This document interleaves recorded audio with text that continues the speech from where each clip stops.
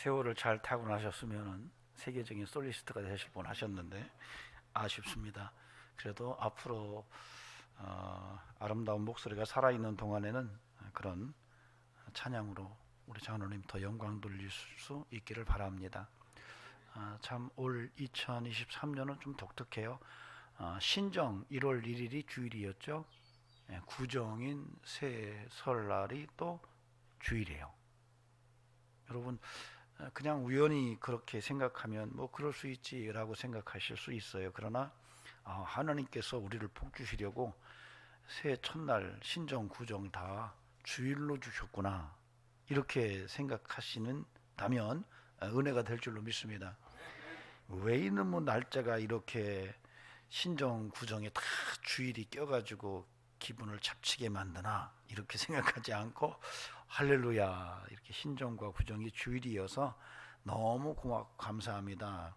2023년도에 정말 기대감이 됩니다. 이런 은혜의 고백이 저와 우리 성도님들의 고백이 될 수 있기를 바랍니다.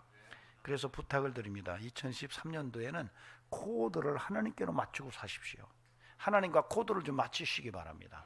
왜냐하면 첫날 새해 신정과 구정이 주일로 딱 하나님께서 이끄셨다면 내 코드를 하나님과 맞춰 나갈 수 있다는 이 전제를 가진다면 2023년도가 정말 기대되는 그런 한 해가 될 줄로 믿습니다. 예수님 때문에 기쁨이 충만하시기를 바랍니다. 주의 은혜 속에서 범사에 감사가 있기를 소망합니다. 성령을 쫓아 은혜가 풍성해서 2023년이 정말로 하나님께 영광 돌리는 복된 한 해가 되시기를 주의 이름으로 축원합니다. 아멘. 예. 우리가 이제 창조과 진화인가 이런 얘기를 합니다. 진화를 말한다면 하나님의 존재를 부정할 겁니다. 창조를 인정한다면 하나님이 존재하신다는 사실을 분명하게 고백하게 될 것입니다. 그럼에도 불구하고 끊임없이 인류는 창조인가 진화인가라는 논쟁 속에서 헤어나오지 못하고 있습니다. 그러나 그리스도인 된 저와 여러분은 창조를 믿습니다. 하나님께서 천지 만물을 창조하셨음을 믿습니다. 여러분, 성경은 창조 이야기와 심판 이야기를 같이 합니다. 성경은 하나님이 알파요 오메가다, 처음과 마지막이다 라는 것을 분명히 밝힙니다. 창조와 심판을 동시에 말하는 말씀이 성경 속에서 확인됩니다. 중요한 것은 이런 이야기는 과학이 할 수 있는 것이 아닙니다. 과학은 나름대로 창조를 이야기하고 종말을 말할 수 있겠지만 그것이 과학으로 설명이 불가능하기 때문에 과학이 말할 수 있는 것은 아니고 종교가 말할 수 있는 명제입니다. 그런데 놀랍게도 이런 명제, 즉 창조와 심판의 처음과 끝을 이야기하는 그런 메시지가 하나님의 말씀인 성경 속에 있다는 것은 정말로 귀한 겁니다. 저와 여러분의 인생을 살아가면서 끊임없이 창조를 믿을 뿐만 아니라 심판을 준비하는 영성으로 살아갈 수 있어야 할 것입니다. 창조를 인정하지 않는다면 심판도 인정하지 못합니다. 여러분, 이런 인생을 성경은 저주받은 인생이라고 말하고 있습니다. 저와 여러분은 예수 그리스도 안에서 하나님을 아버지라고 부르며 창조를 믿고 또한 심판을 준비하는 이런 영성의 인생임을 오늘도 다시 한번 고백하며 그런 믿음으로 하나님 앞에 영광을 돌리는 복된 삶이 저와 여러분의 인생의 실제적 모습이기를 간절히 소망합니다. 사실 오늘 본문은 하나님의 창조 이야기 속에서 여섯 번째 날에 대한 이야기입니다. 여섯 번째 날, 영화도 만들어졌어요. 아주 오래전에 청년들하고 한번 여섯 번째 날을 보러 갔습니다. 그랬더니 깜짝 놀랐어요. 과학이 어떻게 여섯 번째 날을 이야기하는가 하는 내용을 중심으로 쭉 기록해 놨는데 상상하는 이야기지만 그렇게 멀지 않은 때에 그것이 가능할 것이라고 하는 이런 예측이 영화 속에서 읽혀졌습니다. 어쨌든 오늘 본문 속에서 제가 하나님의 창조 속에서 언급된 하나님의 축복의 내용이 도대체 무엇인지를 함께 들여다보기를 원합니다. 특별히 28절 속에서 하나님의 축복이 어떻게 우리에게 임했는지를 다시 한번 들여다보고 그 축복의 내용 속에서 도대체 어떻게 내 인생 속에 하나님의 축복이 실현될 것인가?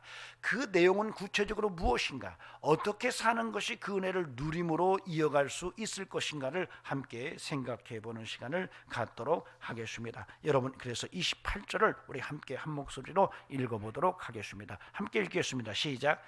하나님이 그들에게 복을 주시며 하나님이 그들에게 이르시되 생육하고 번성하여 땅에 충만하라. 땅을 정복하라. 바다의 물고기와 하늘의 새와 땅에 움직이는 모든 생물을 다스리라 하시니라. 아멘. 하나님은 아담과 하와를 창조하시고 축복하셨어요. 오늘 28절은 남자와 여자를 하나님이 지으시고 축복하셨다라고 분명하게 이야기를 하고 있습니다. 그런데 아담과 하와만 축복한 게 아니에요. 아브라함을 부르시고 축복하셨습니다. 이삭을 부르시고 축복하십니다. 야곱을 부르시고 축복하세요. 여러분, 요셉의 인생을 보세요. 하나님이 축복의 인생임을 분명하게 그려놓으셨습니다. 그렇다면 지금 저와 여러분에게도 그 하나님의 축복하심은 여전히 살아있으며 동일한 은혜인 줄로 믿습니다. 저와 여러분의 삶 속에 하나님이 아담과 하와를 창조하시고 그들을 축복하신 것처럼 아브라함을 축복하시고 이삭을 축복하시고 야곱을 축복하시고 요셉을 축복하신 것처럼 예수 그리스도를 통해서 이방인 된 저와 여러분을 축복하셨음을 믿는다면 오늘 이 말씀을 붙들고 2023년도를 축복의 한 해로 만들어가는 이런 은총이 풍성케 되기를 주의 이름으로 축원합니다. 아멘. 예, 하나님이 우리를 축복하셨어요. 정말로 하나님께서 우리를 복되게 하셨습니다. 구정 명절이라서 세상 사람들은 덕담을 합니다. 그러나 우리는 하나님의 축복을 함께 나누기를 원합니다. 여러분, 오늘 하나님의 말씀을 마음판에 새길 수 있기를 바랍니다. 하나님이 여러분에게 덕담하신다 생각하시고 오늘 하나님의 말씀을 마음판에 새기고 그 말씀을 붙들고 그 말씀을 쫓아 한 해 동안 살아간다면 그 말씀이 여러분의 인생을 복으로 이끌어 내실 것을 믿으시면 아멘 하시기 바랍니다. 오늘 말씀은 사실은 문자적인 내용으로만 보기가 어려워요.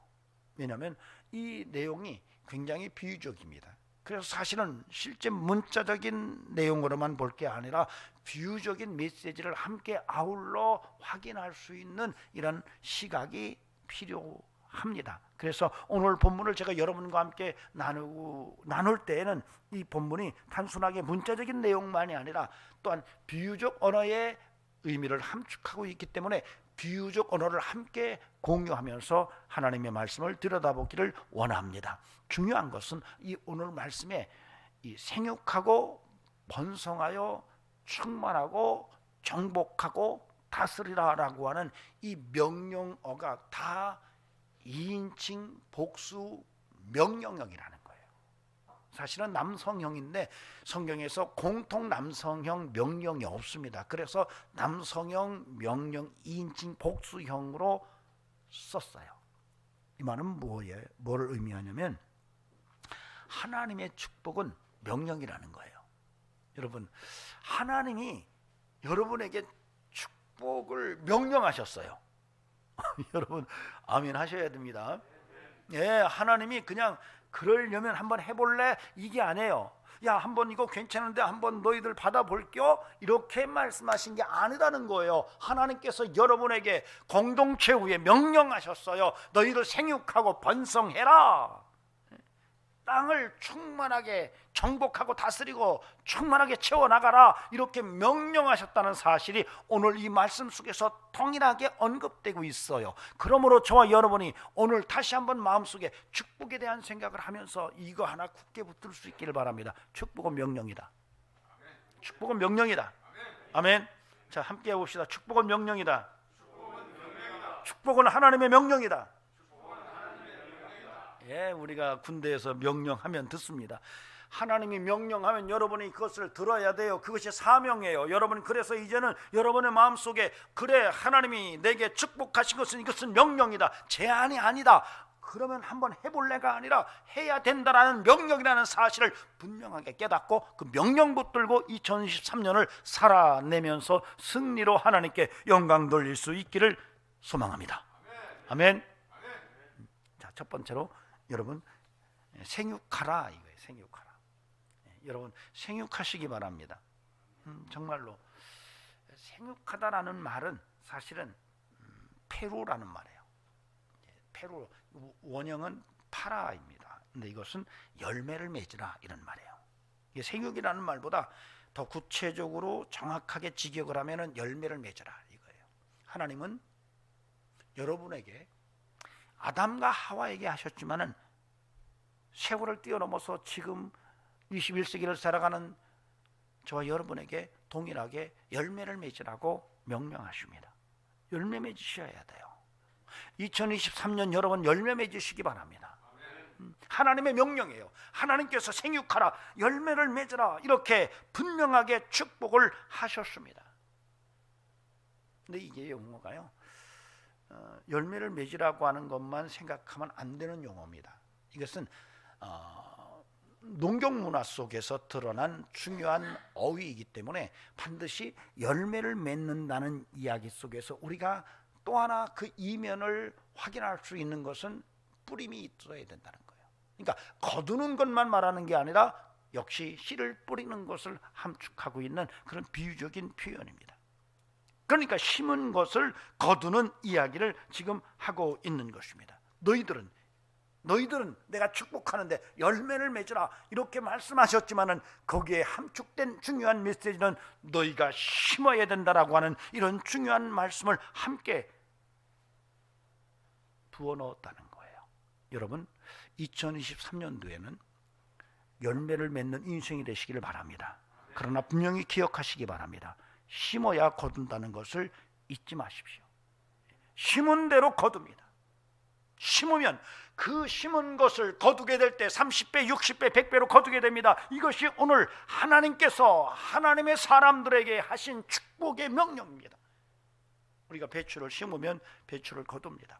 무를 심으면 무를 거둬요. 콩 심으면 콩 나고 팥 심으면 팥 난다는 이런 얘기들을 합니다. 여러분 우리가 인생을 살아가면서 하나님의 축복의 인생에 대해서 하나님의 축복의 명령 생육하라 파라라고 얘기했을 때 그 파라의 이야기가 바로 열매를 맺으라고 하는 말씀이라고 봐서 그것이 바로 다른 것이 아니라 내가 심은 것을 열매로 거두게 된다는 이런 중요한 내용이 함축되어져 있다는 것입니다.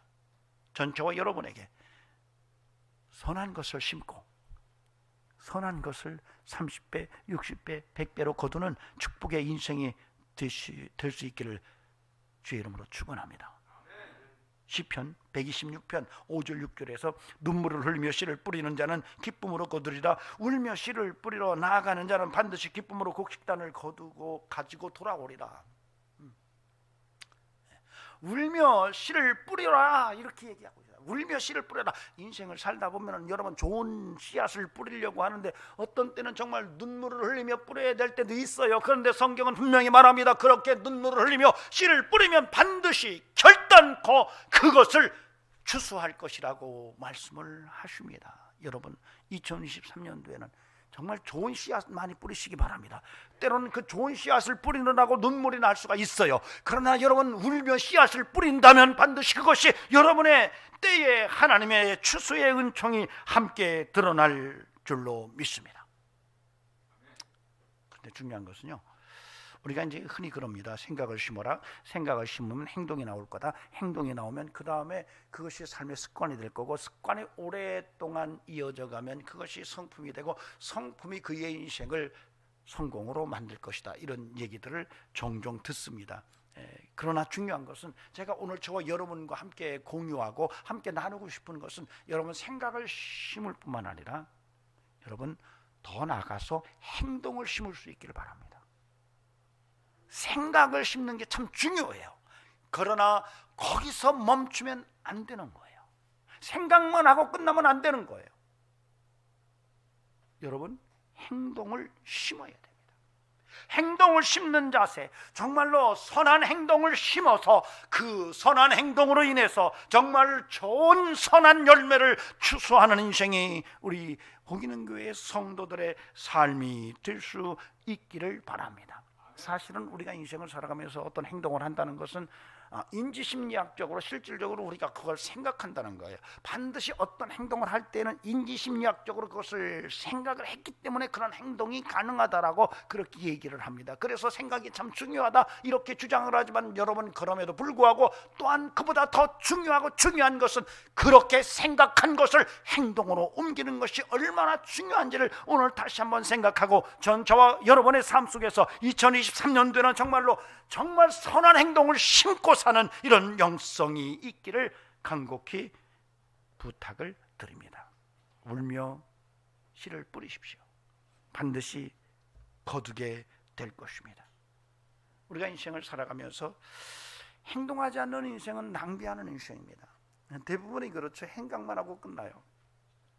아이고 목사님 올해는 꼭 주일 성수하겠습니다. 생각은 막 머릿속에 꽉 차 있어요. 그런데 그 다음으로 발전이 안 돼요. 에너지 낭비입니다. 아이고 그렇게 얘기해요. 어떤 분들은 아이고 목사님 그래도 작심삼일 1년 동안 100번만 하면 1년 다 가는데, 여러분 괜찮은 생각 같지만 여러분 그 에너지 낭비입니다. 그래서 성도는 생각을 하지만, 계획을 하지만, 꿈을 꾸고 비전을 갖지만 여러분 그것을 이루기 위해서 행동하는 역동성이 요구됩니다. 저와 여러분에게 그런 행동하는 영성이 살아있기를 간곡히 부탁을 드립니다. 여러분 호모사피엔스는 생각하는 존재입니다. 다 생각을 해요.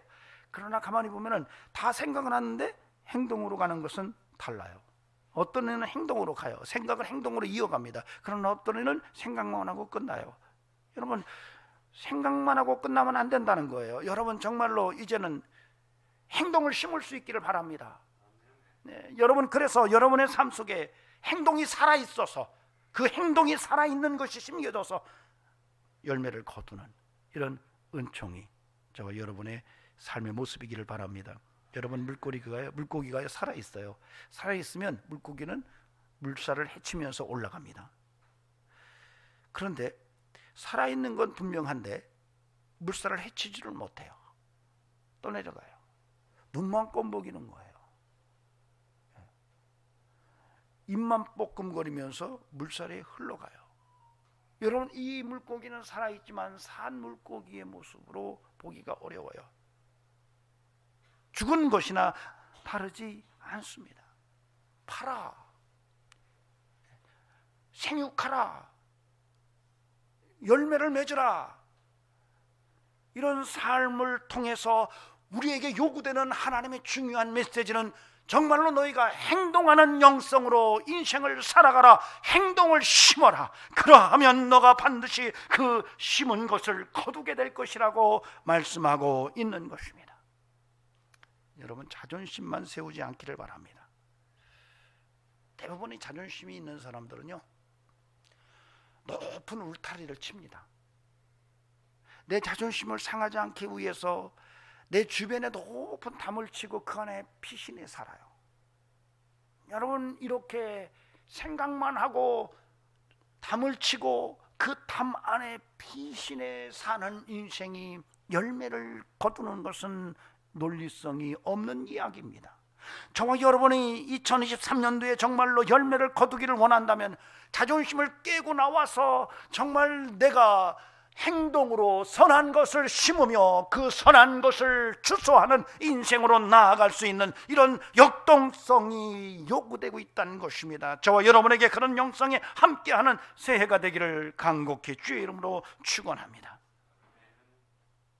두 번째로는요 번성이라 합니다. 하나님께서 축복하세요. 너희도 번성해라. 여러분 이 번성이라는 말 자체는 아까도 얘기했지만 농사와 연결된, 그래서 생육하고 번성하라 이 같이 성경에서 같이 이렇게 동행하는 이런 관용구로 계속 많이 등장합니다. 생육하고 번성하라. 그래서 이것은 생육하라 열매를 맺으라 번성하라, 그야말로 우리가 쉽게 얘기하면 확 불릴듯이 확장되어지는 이런 삶을 너희가 살아라 이렇게 말씀하신 것입니다. 여러분 하나님께서 여러분의 인생이 번성하기를 명령하십니다. 2023년도에 번성한 여러분의 삶이 되시기를 간곡히 부탁을 드립니다.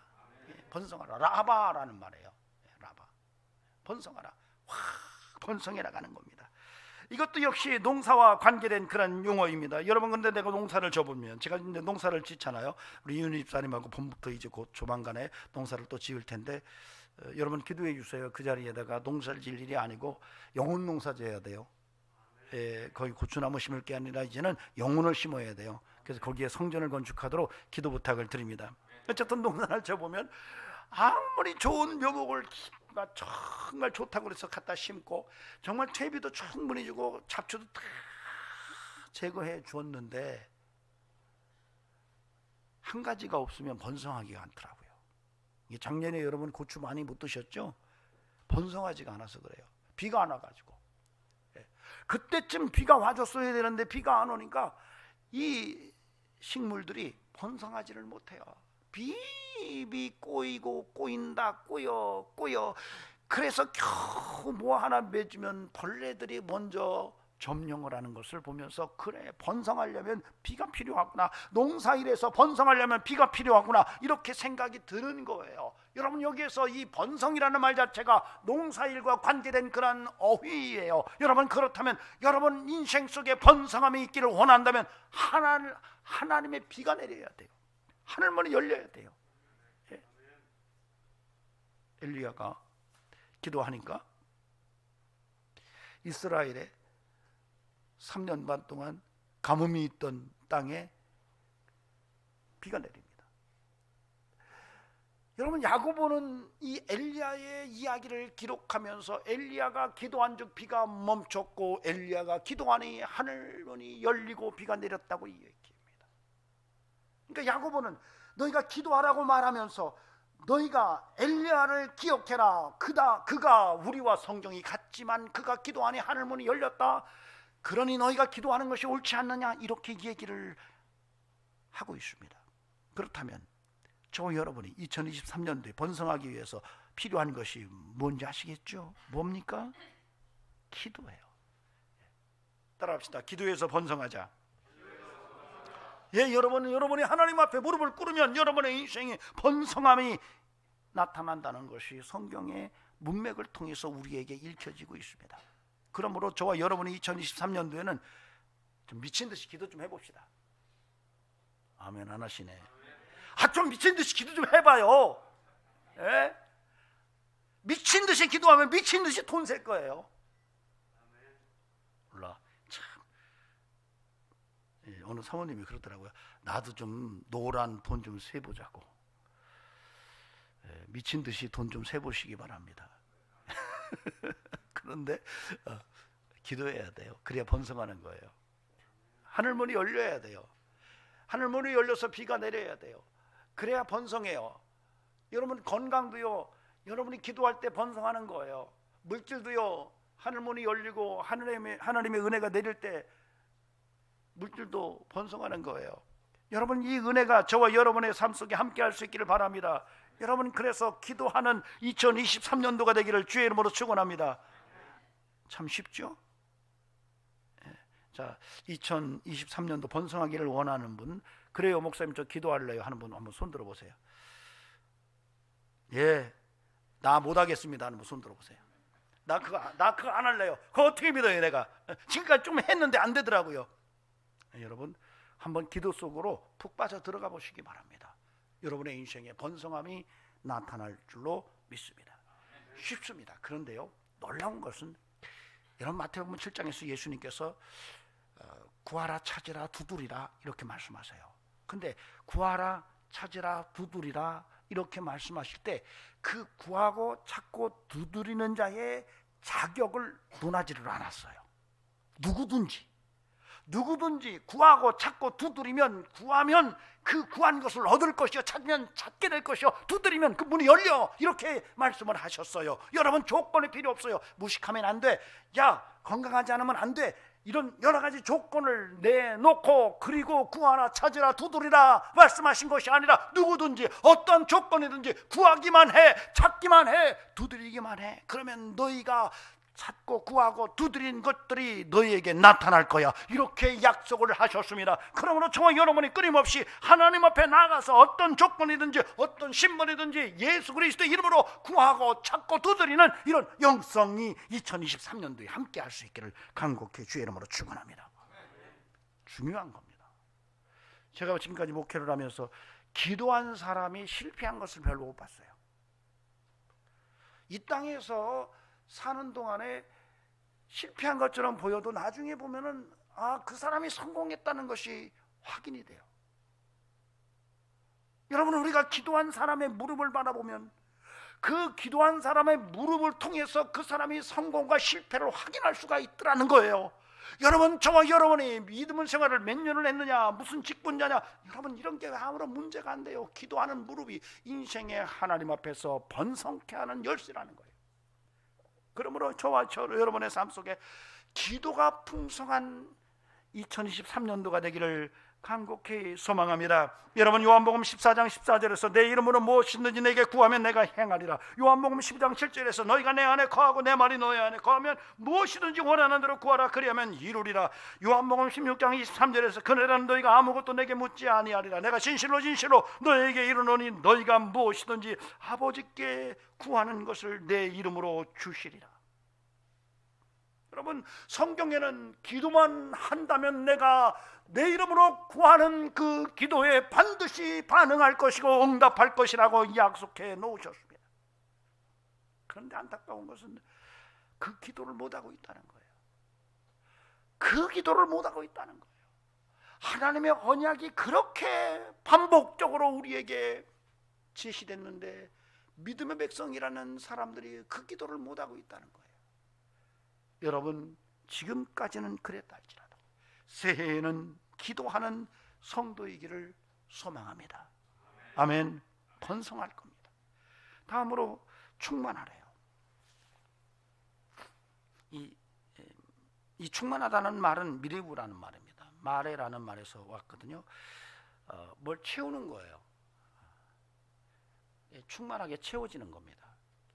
저는 이 본문을 읽으면서 그래, 그릇을 채우는구나. 제가 그래죠. 이 본문의 명령형 표현들은 비유적이라고 충만하다, 그릇을 채우는 것을 비유적으로 해석할 수가 있어요. 여러분, 그래서 오늘 이 충만함을 읽을 때에 우리는 인생 그릇을 한번 들여다볼 필요가 있어요. 여러분, 인생 그릇이 어떠합니까? 여러분의 인생 그릇은 지금 어때요? 뭘 담을 만큼 깨끗한가요? 뭘 담는데 충분히 담을 만큼 크기가 큰가요? 살짝만 건드려도 깨질 것 같아서 너무 조심스러워서 쓸 수 없는 이런 그릇은 아닌가요? 제가 늘 말씀드리지만은 그릇은 만들 때는 금으로 만들면 금그릇, 음으로 만들면 은그릇, 나무로 만들면 나무그릇입니다. 근데 그 만든 다음에 무엇을 넣으면 정체성이 달라져요. 금으로 만들었지만은 금그릇이라고 우리가 부르지만은 거기에 물을 담으면 물그릇을 달라고 말합니다. 은그릇이지만은 거기에 고추장을 담아 놓으면 고추장 그릇을 달라고 말합니다. 그러니까 만들 때는 재료가 그 정체성이지만 시간이 가면 거기에 뭘 담았느냐가 정체성을 확인하는 거예요. 여러분, 저와 여러분의 인생은 그릇 같습니다. 성경에서는 인생을 그릇으로 비유합니다. 그 그릇에 무엇이 담겼나요? 바울은 말합니다. 깨끗한 그릇으로 준비되라. 그래야만이 하나님이 그 그릇 쓰지 않겠느냐라고 말합니다. 여러분 어떻습니까? 여러분의 그릇을 한번 확인해 보시기 바랍니다. 2023년도에 내가 어떤 그릇으로 하나님의 축복을 충만하게 담을 수 있는지를 한 번쯤 여러분이 스스로 점검해 볼 수 있기를 바랍니다. 하나님께서 누르고 흔들어 넘치도록 부어주신대요. 아무리 누르고 흔들어 넘치도록 부어줘도 컵에는 컵만큼 들어갑니다. 함지박같이 큰 그릇은 많이 담을 수 있지만 종이컵은 종이컵만큼 들어가야 아무리 누르고 흔들어도 그만큼밖에, 그릇만큼밖에 담을 수가 없는 게 우리의 삶의 원리입니다. 하나님이 오늘 말씀하십니다. 내가 너희를 축복한다. 충만해라. 그릇을 생각할 수가 있습니다. 여러분, 바라기는 여러분의 그릇이 정말로 오물이 묻어있는 그런 그릇이 아니라 깨끗한 그릇으로 예비되기를 간절히 주의 이름으로 축원합니다. 뿐만 아니라 큰 그릇으로 예비되기를 바랍니다. 정말로 정말로 우리가 인생을 살아가면서 충만케 채워져야 될 인생 그릇이 어떠한지를 한번 봐야 될 필요가 있다는 거죠. 제가 우연히 책에서 재미난 얘기를 읽었어요. 어떤 낚시꾼이 낚시를 하는데 낚시를 잡는데 붕어를 잡아서 20cm 자로 재서 20cm 미만 되는 것은 망숙에 집어넣고 20cm 이상 되는 건 다시 놔주는 거예요. 그걸 옆에서 이렇게 구경하던 사람이 하도 신기해서 묻는 거예요. 아니 선생님 어떻게 20cm 이상 되는 거 오히려 놔주고 작은 것만 다 망에다 넣습니까? 그랬더니 이분 대답이 뭔지 아세요? 예, 우리 집에 냄비가 직경이 20cm입니다. 예.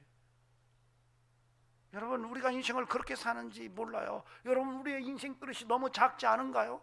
예. 뭘 하나님께서 담으려고 해도 담을 수가 없어서 못 주는 거예요. 하나님이 뭔가를 주고 싶어도 담을 수 없어요. 그릇이 너무 작아서. 여러분 그렇다면 비극 아닌가요? 어떤 말만 해도 삐져요. 작은 일만 생겨도 밤잠을 못 자고 염려 걱정 근심과 두려움 속에서 살아가요. 누가 조금만 건드려도 부르르 화를 내요. 여러분 큰 그릇일까요? 뭔 얘기만 조금이라도 삐져가지고 교회 나오니 안 나오니 나 집사 하느님 아니 하는 이런 사람, 누가 조금 어려움을 줘도 뭐 사네 못 사네 막 난리치는 사람, 누가 건드리기만 해도 화가 푹 불어내서 주변 사람들이 모두가 아이고야 더러운 놈 이러는 사람, 큰 그릇일까요? 큰 그릇 맞아요?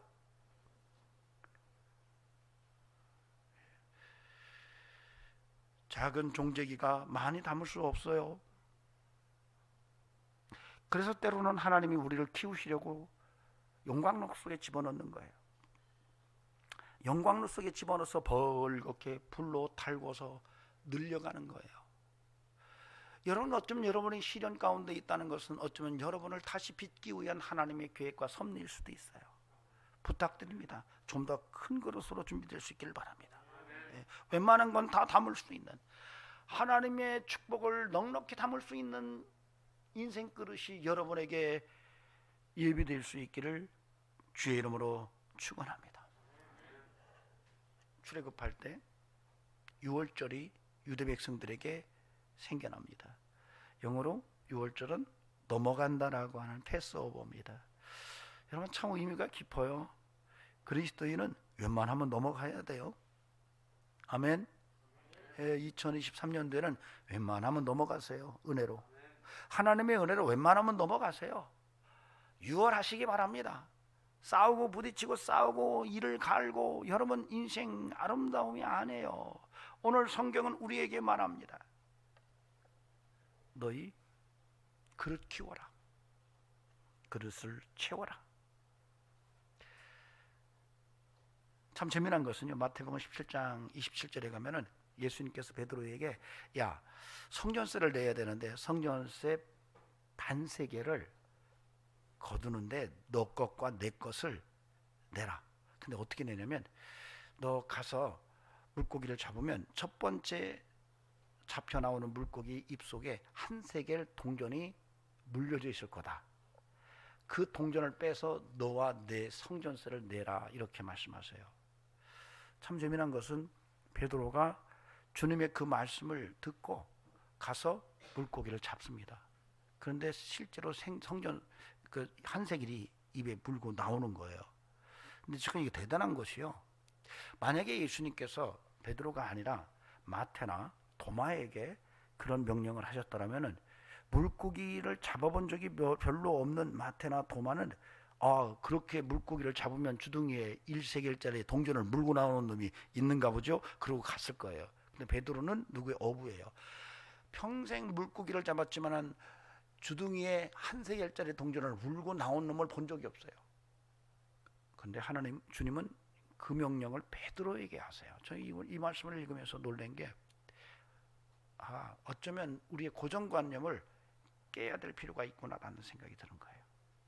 세상에서 배우고 세상에서 습득한 고정관념을 예수 안에서는 가차없이 깨고 말씀 속에서 살아야 되는 이런 모습이 그 말씀 속에서 읽혀져요.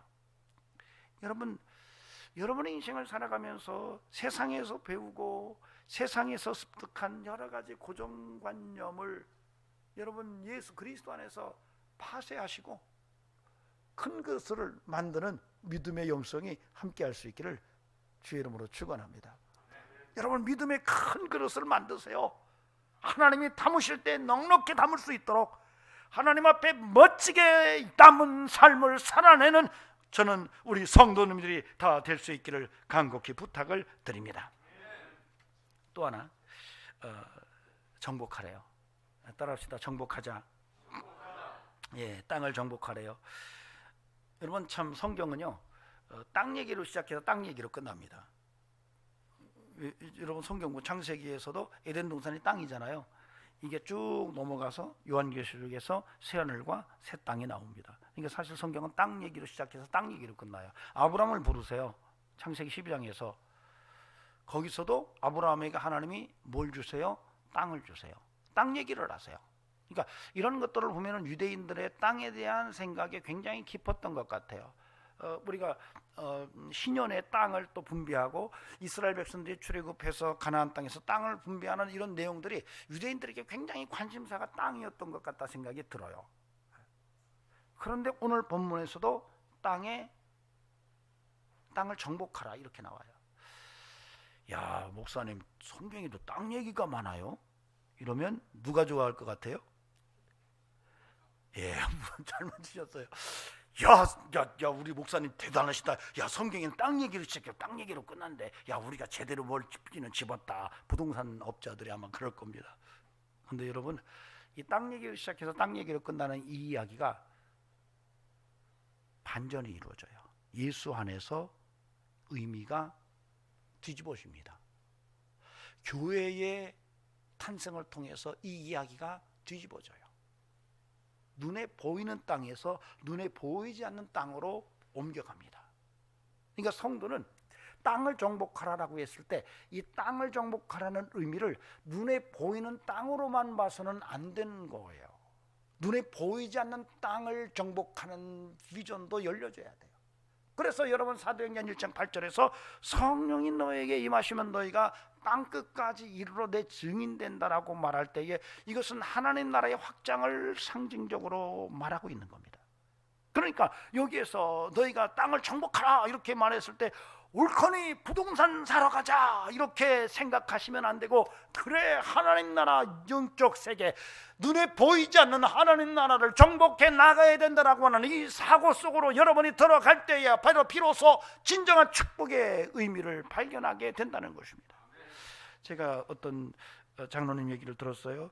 중국에 초창기 개방됐을 때 가서 중국이 땅이 엄청 싸잖아요. 그러니까 막 야, 여기 땅 사면 좋겠다, 땅 사면 좋겠다 그러더래요. 제가 아는 우리 장로님 베트남에 가시더니 덜커덕 땅을 사고 오셨더라고요. 한 8천만 원어치 땅을 사셨어요. 내 것도 되지 않는 땅인데 그걸 사셨더라고요. 아이고 주여. 제가 그랬어요. 장로님, 그거 빨리 물으시고 다시 돈으로 갖고 오세요. 안 그러면 그거 다 날라갑니다. 아닙니다. 그 땅 보니까 엄청나요. 이제 조만간에 거의 개발이 되고 거기에 공항이 들어오고 그러면 그거 대박입니다. 근데 그 대박을 보기 전에 하나님께서 데려가셨어요.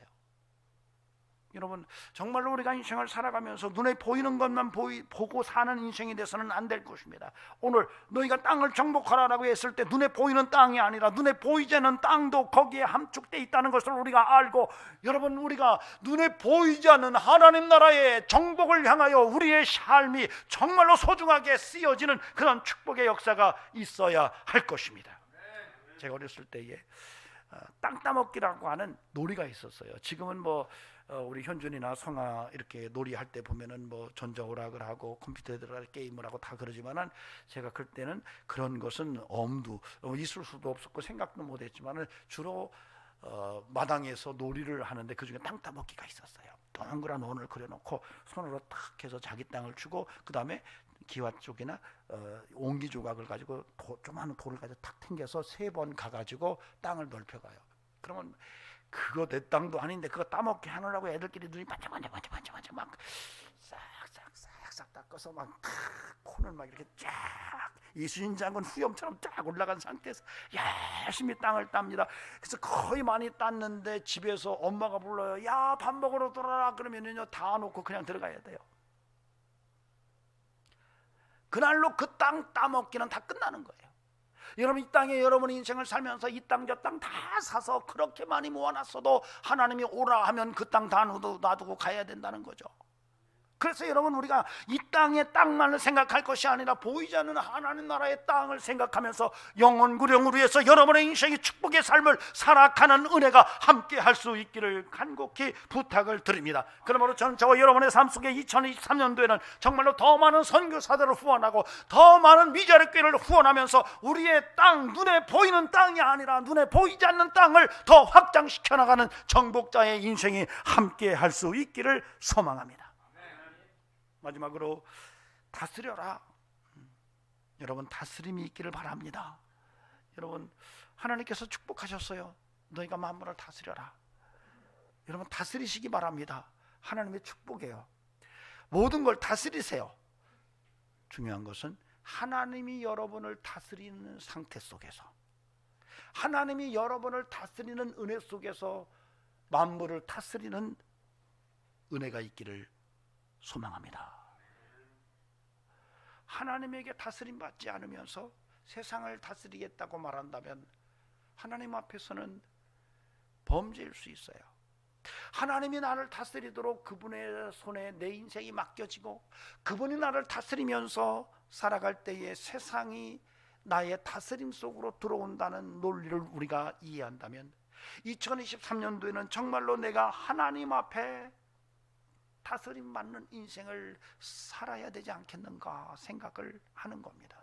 여러분, 저 여러분이 2023년도에는 하나님의 통치가 이루어지기를 바랍니다. 하나님의 다스림이 여러분과 저의 삶 속에 충만되기를 원합니다. 그래서 그 은혜 속에서 세상의 만물을 다스리는 능력을 누리는 저와 여러분이 되기를 소망합니다. 그런데 참 안타까운 것은 요즘에 ADHD 증후군이 굉장히 심화됐다고 그러죠. 어른들도 심하대요. 여러분, 정말 자기를 다스리지를 못하는 거예요. 요즘처럼 자기를 다스리지 못해서 문제가 심각한 때는 없었던 것 같습니다. 과거에는 그래, 어떤 일이 생기면 나 때문이야 하면서 나를 다스리고 인생을 평화로 만들어 가는데 요즘은 나 때문이야 라는 말이 사라졌어요. 너 때문이야, 너 때문이야, 너가 문제야, 이렇게 말하면서 다스림의 문제가 사라졌어요. 좀 안타깝습니다. 그러나 저와 여러분이 예수 그리스도 안에서 오늘 이 하나님의 축복을 생각할 때, 그래, 내가 정말로 하나님의 다스림 속에 거하면서 내가 나를 좀 컨트롤하고 다스려서 하나님의 영광을 드러내는 다스리는 자의 삶으로 나아가는 은혜가 함께 할 수 있기를 바랍니다. 여러분, 가장 용감한 사람이 나를 다스리는 사람이에요. 가장 큰 승리자는 나를 이기는 자예요. 하나님이 나를 다스리고 내가 나를 이기고 나를 절제하며 컨트롤할 때에 세상에 나가서 만물을 다스리는 것은 하나님의 축복이 될 수 있지만, 내가 나를 다스리지 않고 하나님이 나에게 통치권이 없을 때에 내가 세상을 다스리는 것은 어쩌면 그 다스림 자체가 우리를 죄악의 구렁텅이로 이끌 수 있다는 것을 우리가 알아야 한다는 것입니다. 그러므로 저는 저와 여러분의 삶 속에 하나님의 다스림이 있고 내가 나를 다스리는 힘을 가지고 만물을 다스리는 영성으로 나아갈 수 있기를 소망합니다. 자, 2023년도에 길이 열렸습니다. 우리가 고속도로를 차를 끌고 가다 보면 추월선이 있습니다. 추월선은 누구든 빨리 가기를 원한다면 그 길로 가라고 열려져 있는 도로입니다. 여러분, 우리의 인생도 추월선이 있어요. 하나님이 저와 여러분에게 만들어 놓으신 추월선이 있어요. 여러분, 지금 가는데 길이 막혀서 도저히 앞으로 나갈 수가 없다라고 생각하기 때문에 거기에 멈춰서 있지 않기를 바랍니다. 하나님이 저와 여러분을 위해서 추월선을 예비하셨다는 걸 아시고 그 추월선으로 들어가시기 바랍니다. 여러분 하나님이 예비하신 추월선으로 들어가셔서 여러분 축복의 인생을 만들어 가시기 바랍니다. 여러분 이 축복은 명령이에요. 생육하고 번성하여 충만하고 정말로 정복하고 다스리는 이 은혜가 명령으로 받아들여져서 여러분이 2023년도에 하나님이 예비하신 추월선으로 직진하여서 하나님께 영광을 돌리는 복된 삶이 함께 할 수 있기를 주의 이름으로 축원합니다. 기도하시겠습니다. 존귀하신 하나님, 오늘도 우리의 인생 속에 하나님이 축복하심에 감사를 드립니다. 아버지 하나님, 명령이라는 사실을 다시 한번 기억하게 하시고 아버지 축복의 인생을 살아내는 그런 성도 되게 하옵소서. 이제는 우리 구주 예수 그리스도의 은혜와 하나님 아버지 살아계심과 성령님의 역사하심이 오늘도 하나님 앞에 하나님의 축복을 누리며 하나님께 영광 돌리는 인생 살기를 원하는 귀한 심령들에게 영원 함께 하시기를 간절히 축원하옵나이다. 아멘.